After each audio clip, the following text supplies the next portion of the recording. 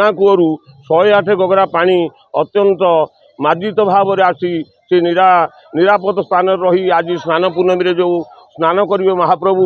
ଏହି ସ୍ନାନ ହିଁ ହେଉଛି ମାନବ ଲୀଳାର ଗୋଟିଏ ପ୍ରକୃତ ଅଙ୍ଗ। ଆଉ ଦ୍ୱାଦଶ ଯାତ୍ରାର ଇଏ ହେଉଛି ପ୍ରଥମ ଯାତ୍ରା। ଆଉ ଦ୍ୱାଦଶ ଯାତ୍ରା ଭିତରେ ଶ୍ରେଷ୍ଠ ଯାତ୍ରା ହେଉଛି ସ୍ନାନ ଯାତ୍ରା। ସ୍ନାନ ଯାତ୍ରାରେ ମହାପ୍ରଭୁଙ୍କୁ ଏଇଠି ସେ ଭକ୍ତଙ୍କ ସହିତ ସମ୍ପର୍କ ସ୍ଥାପନ କରିବା ପାଇଁ ଲୀଳାମୟ ଠାକୁର ଏଇଠି ଜ୍ୱରରେ ପୀଡ଼ିତ ହେବେ।